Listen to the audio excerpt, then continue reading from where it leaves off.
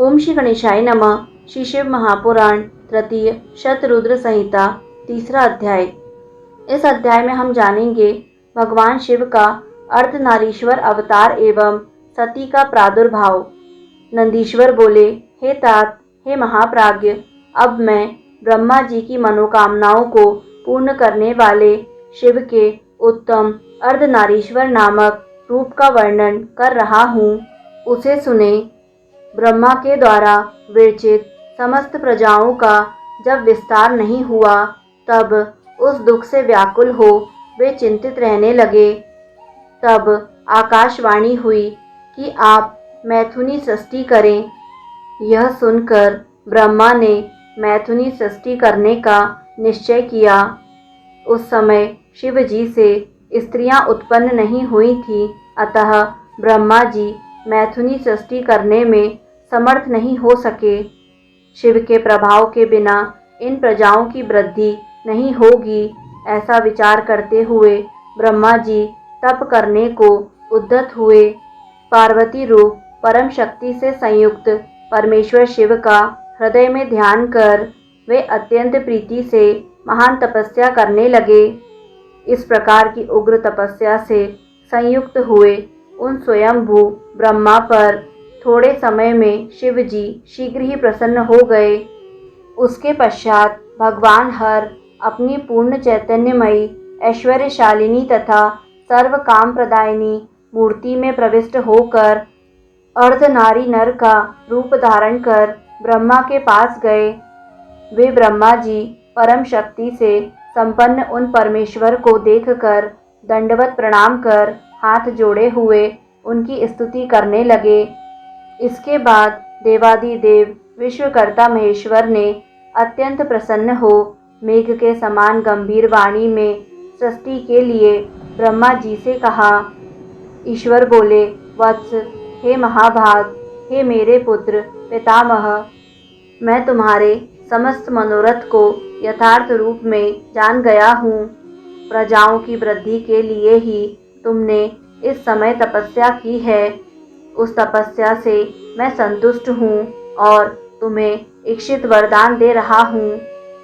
परम उदार एवं स्वभाव से मधुर यह वचन कहकर भगवान शिव ने अपने शरीर के वाम भाग से देवी पार्वती को अलग किया।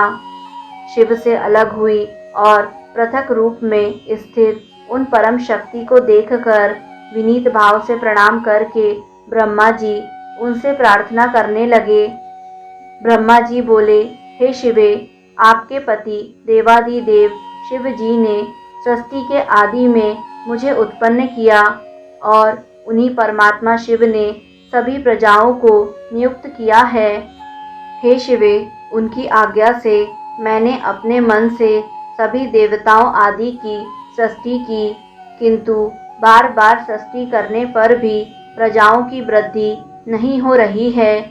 इसलिए अब मैथुन से होने वाली सृष्टि करके ही मैं अपनी समस्त प्रजाओं की वृद्धि करना चाहता हूँ।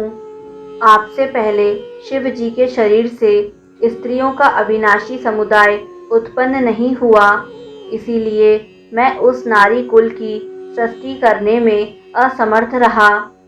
सभी शक्तियाँ आपसे ही उत्पन्न होती हैं, इसीलिए मैं परम शक्ति स्वरूपा आप अखिलेश्वरी से प्रार्थना कर रहा हूँ। हे शिवे, हे मातः, इस चराचर जगत की वृद्धि के लिए नारी कुल की रचना का सामर्थ्य प्रदान कीजिए। हे शिव प्रिय, आपको नमस्कार है।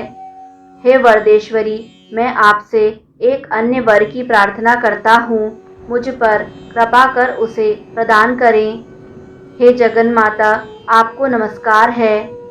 हे सर्वगे, हे अंबिके, इस चराचर जगत की वृद्धि के लिए आप अपने एक सर्वसमर्थ रूप से मेरे पुत्र दक्ष की कन्या के रूप में अवतरित हों। ब्रह्मा जी द्वारा इस प्रकार याचना करने पर ऐसा ही होगा, यह वचन कहकर देवी परमेश्वरी ने ब्रह्मा को वह शक्ति प्रदान की। इस प्रकार यह स्पष्ट ही है कि भगवान शिव की परम शक्ति वे शिवा देवी विश्वात्मिका स्त्री पुरुषात्मिका हैं। उन्होंने अपनी भौहों के मध्य से अपने ही समान कांति वाली एक दूसरी शक्ति का सृजन किया। उस शक्ति को देखकर देवताओं में श्रेष्ठ कृपा सिंधु लीलाकारी महेश्वर हर हंसते हुए उन जगन माता से कहने लगे।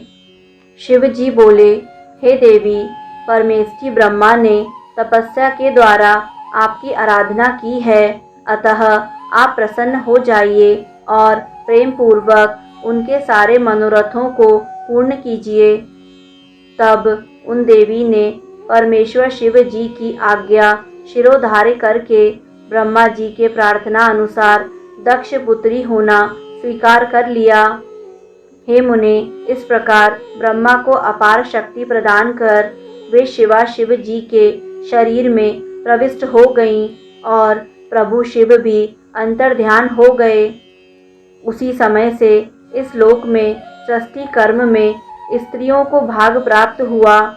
तब वे ब्रह्मा जी बहुत प्रसन्न हुए और मैथुनी सृष्टि होने लगी। हे तात, इस प्रकार मैंने आपसे शिव जी के अत्यंत उत्तम तथा सज्जनों को परम मंगल प्रदान करने वाले इस अर्धनारी और अर्धनर रूप का वर्णन किया। जो इस निष्पाप कथा को पढ़ता अथवा सुनता है, वह इस लोक में सभी सुखों को भोग कर परम गति प्राप्त कर लेता है। इस प्रकार श्री शिव महापुराण के अंतर्गत तृतीय शतरुद्र संहिता में शिव के अर्धनारीश्वर अवतार का वर्णन नामक तीसरा अध्याय पूर्ण हुआ। दोस्तों, यदि आपको शिव महापुराण का यह अध्याय पसंद आया तो वीडियो को लाइक करें। शतरुद्र संहिता के अगले अध्याय को निरंतर सुनने के लिए YouTube चैनल आध्यात्मिक कथाएं को सब्सक्राइब करें और बेल आइकन पर प्रेस करें। कमेंट में हर हर महादेव अवश्य लिखें।